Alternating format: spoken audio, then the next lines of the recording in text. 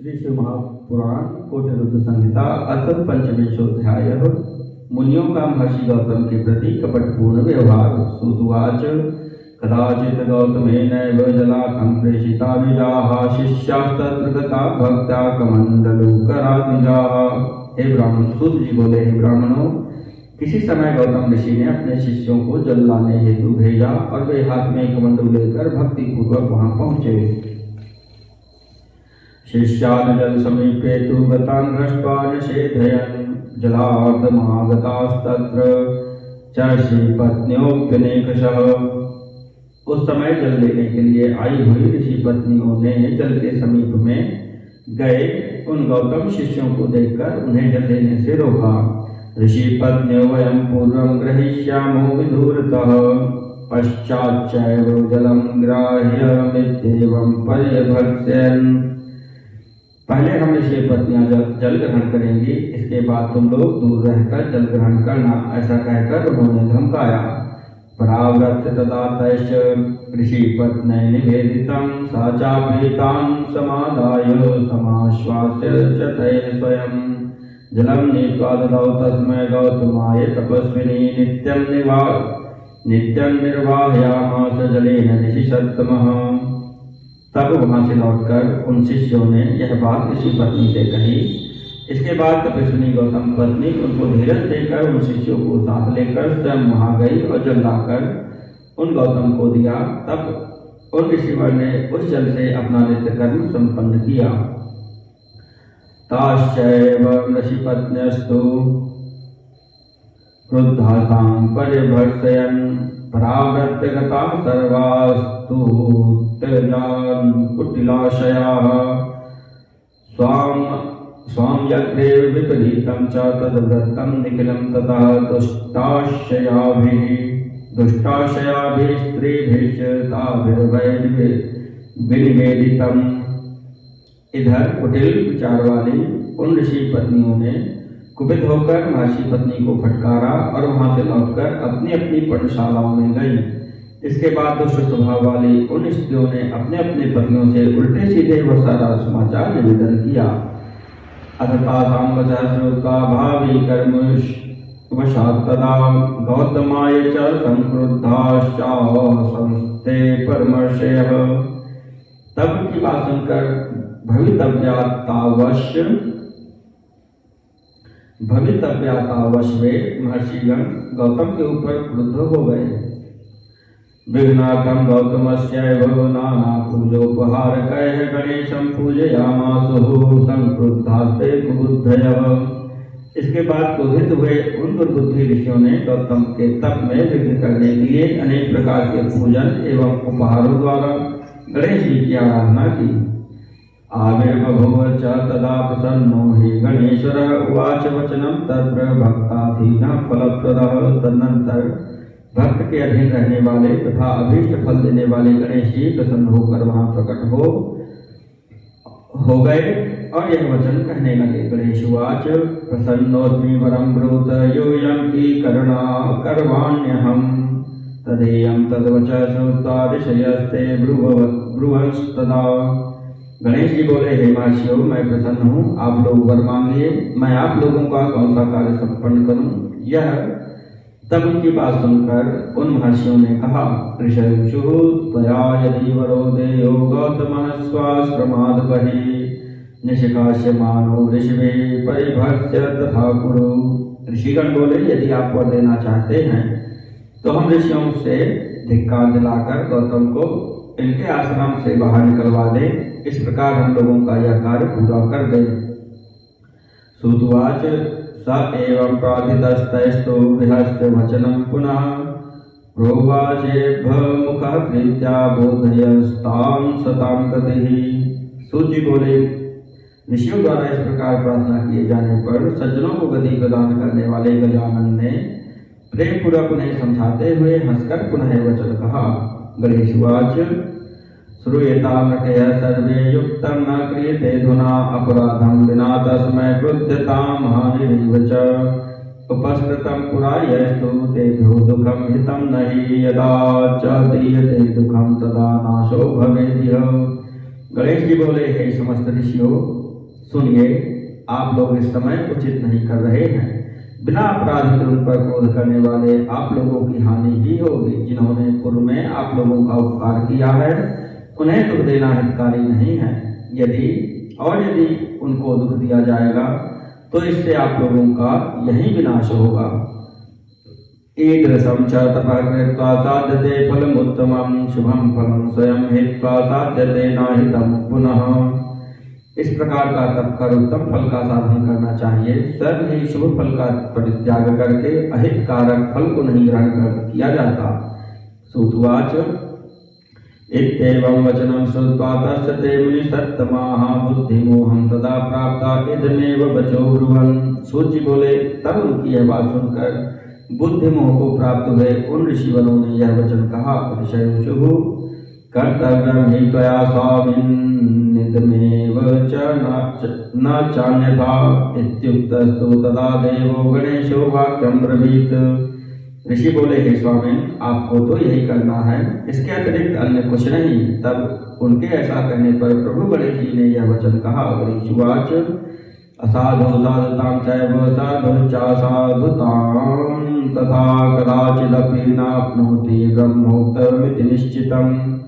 गणेश जी बोले, ब्रह्मदेव ने ऐसा कहा है कि नीच पुरुष कभी भी सज्जन नहीं हो सकता तथा वैसे ही सज्जन पुरुष कभी नीच नहीं हो सकता, यह निश्चित है। यदा च भवतां दुःखं जातं च नश्यनात् पुरा तदा सुखं प्रदत्तं वै गौतमेन महर्षिणा इदानीं वै भवद्भिश्च तस्मै दुःखं प्रदीयते नैत्यद्युक्तमुत्तमं लोके सर्वथा सुविचारिताम्। पहले जब भोजन के बिना आप लोगों को दुख प्राप्त हुआ तब महर्षि गौतम ने आप लोगों को सुख प्रदान किया था, किंतु इस समय आप लोग उन्हें दुख दे रहे हैं। यह तो लोक में किसी प्रकार भी उचित नहीं है। आप लोग भली भांति विचार करें। स्त्री बलान् मोहिता यूयं न मे वाक्यं करिष्यत् एतदधिततमं तस्य भविष्यति न संशयः। यदि आप लोग अपनी अपनी स्त्री के वशीभूत होकर मेरी बात नहीं मानेंगे तो यह भी उनके लिए परम हितकारी होगा, इसमें संदेह नहीं है। पुनश्चायं ऋषि श्रेष्ठो दास्यते वह सुखं ध्रुवं तारणं न च युक्तं स्यात् वर्मण्यं वृणीत वै। अभी भी ये ऋषिवर आप लोगों को निश्चित सुख रूप से सुख देंगे, अतः उनके साथ छल करना उचित नहीं है। आप लोग दूसरा वरदान मांगिए।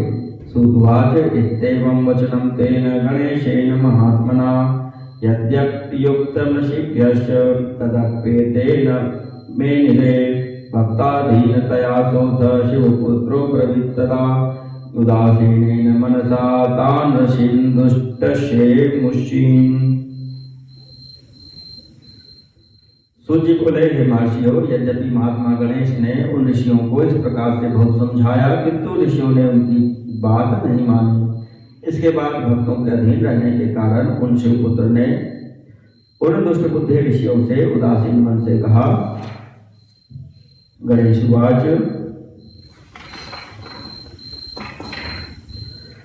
भवद्भिप्रार्थते यच्च करिष्येऽहं तथा खलु पश्चाद्भावी भवेदेव इत्युक्त्वान्तर्दधे पुनः गौतमस्य न जानाति मुनीनां वै दुराश्रयम् आनन्दमनसा नित्यं पत्न्या कर्म चकार तत् तदन्तरेण यच्चातं चरित्रं वरयोगतः तद्दृष्टर्षि प्रभावात् श्रूयतां तन्मुनीश्वराः। गणेश जी बोले, आप लोग जो प्रार्थना कर रहे हैं वैसा ही करूंगा। अब जो होनहार है वह तो होकर ही रहेगा। ऐसा कहकर वे अंतर ध्यान हो गए। उन गौतम जी को दुष्ट ऋषियों के अभिप्राय का ज्ञान नहीं हुआ और वे प्रसन्न मन से निरंतर अपनी स्त्री के साथ नित्य कर्म करते रहे। हे मुनीश्वरों, इसके पश्चात उस वरदान के कारण उन दुष्ट ऋषियों के प्रभाव से जो घटना घटी उसे सुनिए। गौतमस्य च केदारे तत्रासन् व्रीहयो यवाः गणेशस्तत्र गौर्भूत्वा जगाम किल दुर्बला कंपमाना च सा गत्वा तत्र तद्वरयोगतः व्रीहिं संभक्षयामास यवांश मुनिसत्तमाः। महर्षि गौतम की क्यारी में धान्य एवं यव बोया गया था। गणेश जी अत्यंत दुर्बल गौ का रूप धारण कर वहां चले गए। हे मुनि सत्तमो, उस वर के कारण कांपती हुई वह गाय यव तथा धान चढ़ने लगी।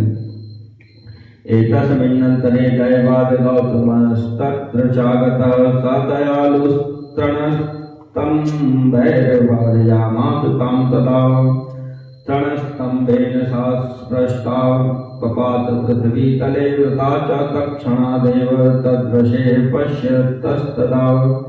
इसी बीच दैवयोग से महर्षि गौतम भी वहां पहुंच गए और वे दयालु तथा गाय को तिलकों से हटाने लगे। तब उन तिलकों के स्पर्श मात्र से गाय पृथ्वी पर गिरी और उसी क्षण उन ऋषि के देखते देखते मर गई। ऋषयश्छन्न रूपास्ते ऋषि पत्न्यस्तथा शुभाः ऊचुस्तत्र तदा सर्वे विकृतं गौतमेन च। गौतमोऽपि तथा हल्यामाहूयासीत् सुविस्मितः उवाच दुःखतो विप्रादूयमानेन चेतसा। तब कपट से गुप्त रूप धारण करने वाले ऋषि एवं दुष्ट ऋषि पत्नियां सभी कहने लगे कि गौतम ने क्या कर डाला। हे विप्रो, आश्चर्य में पड़े हुए गौतम ने भी अहिल्या को बुलाकर व्यथित मन से दुखपूर्वक कहा। गौतम उवाच किं जातं च कथं देवी कुपितः परमेश्वर किं कर्तव्यं गन्तव्यं हत्या च समुपस्थिता। गौतम बोले, हे देवी, यह क्या हो गया, कैसे हुआ, क्या परमेश्वर कृत हो गए, अब मैं क्या करूं, कहाँ जाऊं, मुझे गोवध का पाप लगा है। सूतवाच एतस्मिन्नन्तरे विप्रा गौतमं पर्यभर्त्सयन् विप्रपत्न्यस्तथा हल्यां दुर्वचोभिर्व्यथां ददुः। सूत जी बोले, इसी बीच वहां के ब्राह्मण गौतम को तथा ब्राह्मणियां अहिल्या को धिक्कारने लगी और कटु वचनों से उन्हें कष्ट देने लगी। दुर्बुद्धयश्च तच्छिष्याः सुतास्ते खान्तथैव च गौतमं परिभर्त्यैव प्रत्युजुर्धिग्वचो मुहुः। दुष्ट बुद्धि वाले उनके शिष्य तथा पुत्र भी गौतम की निंदा करके बार बार उन्हें धिक्कारने लगे। विषयिचुः मुखं च दर्शनीयं ते गम्यतामिति दृष्ट्वा गोघ्नमुखं सद्य सचैनं स्नानमाचरेत्। ऋषि बोले, हे गौतम, तुम्हारा मुख देखने योग्य नहीं है, चले जाओ, वो हत्यारे का मुख देख कर सचैल वस्त्र सहित स्नान करना चाहिए। यावदाश्रम मध्ये त्वं तावदेव हविर्भुजः पितरश्च च गृह्णन्ति यस्मद्दत्तं हि किञ्चन तस्माद् गच्छान्यतस्त्वं च परिवार समन्वितः विलम्बं कुरु नैव त्वं धेनुहन् पापकारक। जब तक तुम इस आश्रम में रहोगे तब तक देवता तथा पितर हम लोगों के द्वारा दिया गया कुछ भी ग्रहण नहीं करेंगे। इसलिए हे गोघातक, हे पापकारक, तुम परिवार सहित अन्यत्र चले जाओ, तुम विलंब मत करो। सूतवाच इत्युक्ता ते च तं सर्वे पाषाणैः समताडयन् व्यथां ददुर्तीवास्मै त्वहल्यां च दुरुक्तिभिः। सूत जी बोले, ऐसा कहकर वे सभी गौतम को पत्थरों से मारने लगे और गौतम पत्नी को भी दुर्वचनों से बहुत अधिक दुख देने लगे। ताडितो भर्त्सितो दुष्टैर्गौतमो गिरं ब्रवीत इतो गच्छामि मुनयो यन्यत्र निवसाम्यहम्। उन दुष्टों के द्वारा पीटे तथा अपमानित किए गए महर्षि गौतम ने यह वचन कहा, हे मुनियों, मैं यहाँ से चला जाता हूँ और दूसरी जगह निवास करूंगा। इत्युक्त्वा गौतमस्तस्मात् स्थानाच्च निर्गतस्तदा गत्वा कोशं तदा चक्रेहाश्रमं तदनुज्ञया। यावच्चैवाभिशापो वै तावत् कार्यं न किञ्चन न कर्मण्यधिकारोऽस्ति देवै पितरैत्थ वैदिके।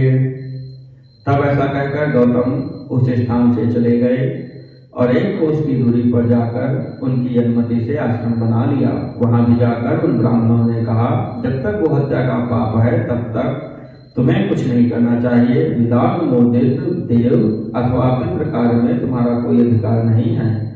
मासाधं च ततो नीत्वा मुनीन् सम्प्रार्थयत् तदा गौतमो मुनिवर्यः स तेन दुखेन दुःखितः। इस प्रकार आधे महीने का समय व्यतीत करके उस दुख से व्याकुल हुए महर्षि गौतम ऋषियों से प्रार्थना करने लगे।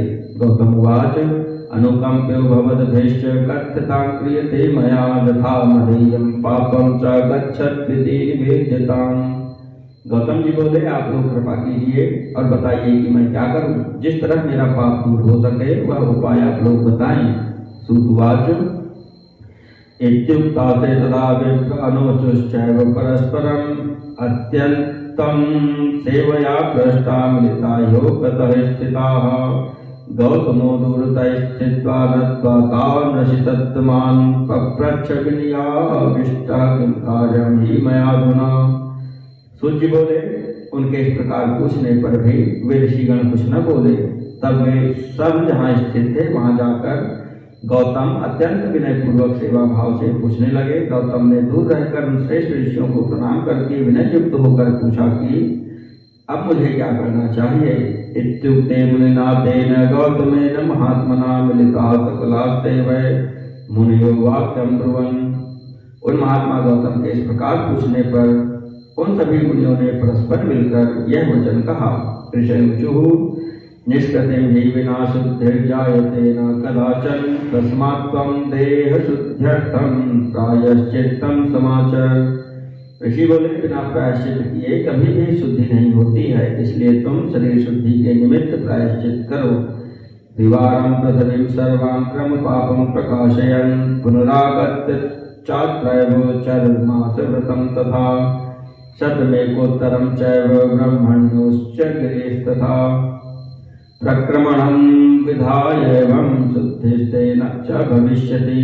तुम अपने पाप को प्रकाशित करते हुए 3 बार पृथ्वी की परिक्रमा करो, फिर यहीं आकर मास व्रत का अनुष्ठान करो। इसके बाद 101 बार इस ब्रह्मगिरि की परिक्रमा करने से तुम्हारी शुद्धि होगी। अथवा तुम समानीय गंगा स्नानं समाचर पार्थिवानां तथा कोटिं कृत्वा देवं निषेवय। गंगायां च ततः स्नात्वा पूतश्चैव भविष्यति पुरादस्तथा चैकं गिरेस्तं क्रमणं कुरु। शतकुंभैस्तथा स्नात्वा पार्थिवं निष्कृतिर्भवेत् इति तैर्ऋषिभिः प्रोक्तस्तथेत्योमिति तद्वचः। अथवा तुम यही गंगा को लाकर स्नान करो और 1 करोड़ पार्थिव लिंग बनाकर भगवान शिव का पूजन करो। उसके बाद गंगा में स्नान करके तुम पवित्र हो जाओगे। सर्वप्रथम 11 बार इस पर्वत की परिक्रमा करो, तत्पश्चात 100 घड़े गंगा जल से स्नान कर पार्थिव पूजन करो, तब तुम्हारा प्रायश्चित पूर्ण होगा। इस प्रकार उन ऋषियों के कहने पर उन्होंने हाँ ठीक है ऐसा कहकर उनकी बात स्वीकार कर ली। पार्थिवानां तथा पूजां गिरेः प्रक्रमणं तथा करिष्यामि मुनिश्रेष्ठा आज्ञया श्रीमतामिह। इत्युक्त्वा सर्षिवर्यश्च कृत्वा प्रक्रमणं गिरेः पूजयामास निर्माय पार्थिवान् मुनिसत्तमः। अहल्या च तथा साध्वी तच्च सर्वं चकार सा शिष्याश्च प्रतिशिष्याश्च चक्रु सेवां तयोस्तदा। गौतम बोले, हे मुनिश्रेष्ठ, मैं आप श्रीमान लोगों की आज्ञा से पार्थिव पूजन तथा पर्वत की परिक्रमा करूंगा। ऐसा कहकर मुनिश्रेष्ठ महर्षि ने पर्वत की परिक्रमा करके पार्थिव लिंगों को बनाकर उनका पूजन किया। उन साध्वी अहल्या ने भी वही सब किया। उस समय उनके शिष्यों तथा वशिष्यों ने भी उन दिनों की सेवा का कार्य संपादित किया। इति श्री शिव महापुराणे चतुर्थ्याम कोटिचतुर्थ संहितायां गौतम व्यवस्था वर्णनम नाम 5वाध्यायः।